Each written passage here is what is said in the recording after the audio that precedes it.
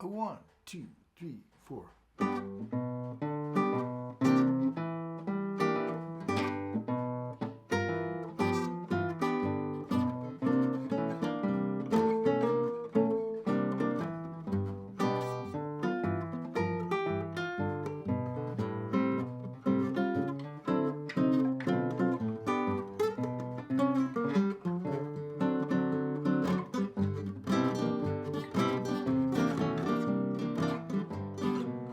I am a guitarist. I guess they would call me an artist. I do a lot of different stuff. Teach music at the Hochstein Music School. Actually, I call it teaching philosophy of life on the guitar.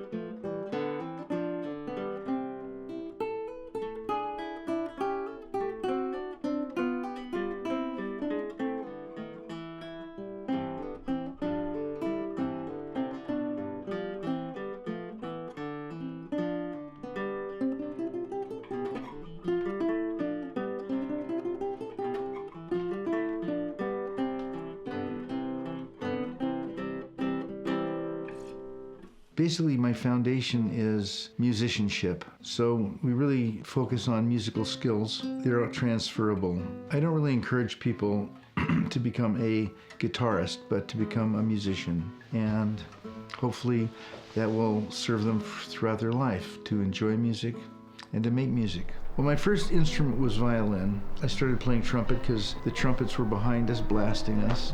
So I got a trumpet, and then I got to blast the violins. Then I went to a camp when I was 12 where I saw people playing guitar and recorder and making music together. I really loved that idea.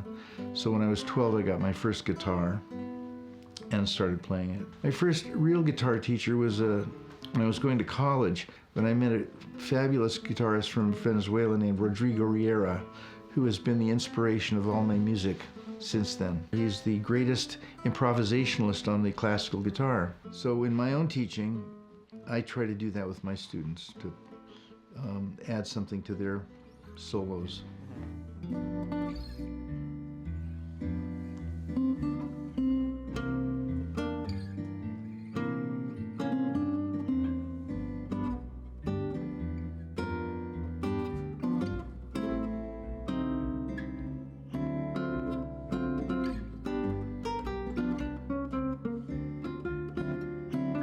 Well, I feel every student has their own curriculum. Everybody's doing it their own way. So try to make it interesting and productive. The hardest part is starting, because at the beginning, nothing really means anything. And it's not until you have got your muscles working and some cognitive programming developing that you're really able to get much pleasure out of it and motivation.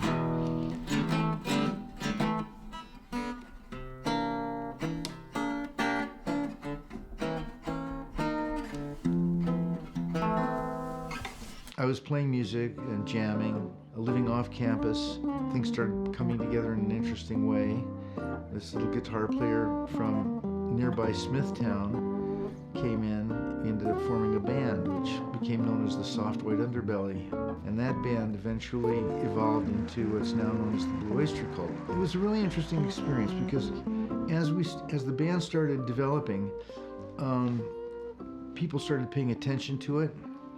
And I kind of fell into this role of guru, which was kind of fashionable at the time.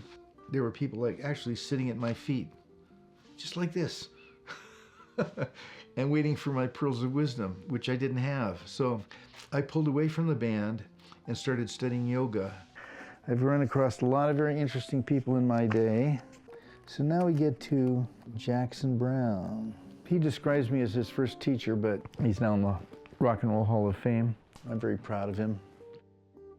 So they say you can never have too many guitars, but I have too many guitars because I'm falling all over them.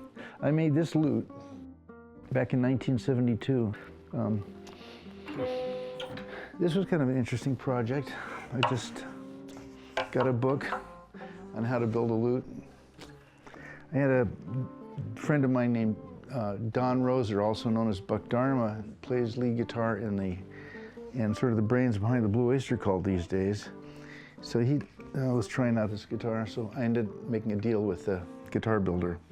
It's a wonderful instrument. And this is a guitar that I designed, and if you look at the wall over there, you'll be able to see that there's actually one of the early prototypes. It has a unique feature of a wedge-shaped contour which rebalances the sound. And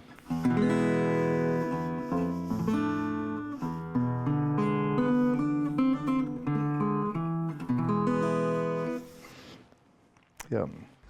2, 3, 4. I started learning with John when I was 5 years old. So when I was really small, my whole life, John has been not only an incredible teacher, but an amazing friend. Every time I'm making music, I have to credit John for showing me the way when it comes to being unafraid of taking risks and exploring sounds that traditionally wouldn't be explored.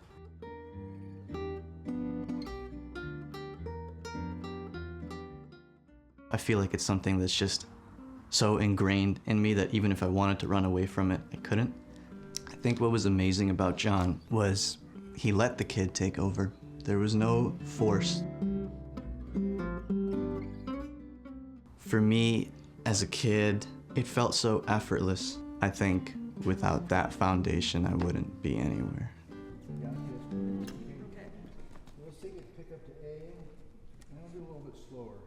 1 and 2 and up. And da da da da, 1 and 2 and 3. I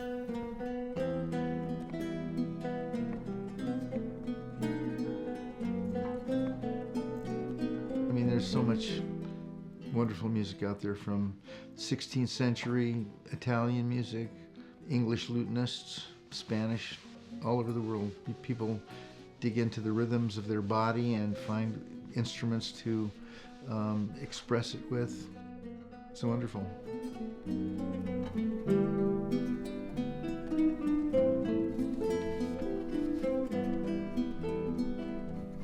and 2 and 3 and 4 and 1 and B.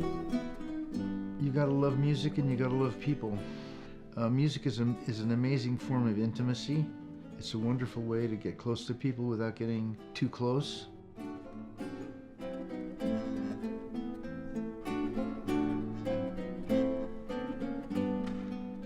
And as long as I have something to share and someone who wants it, I'll be doing it.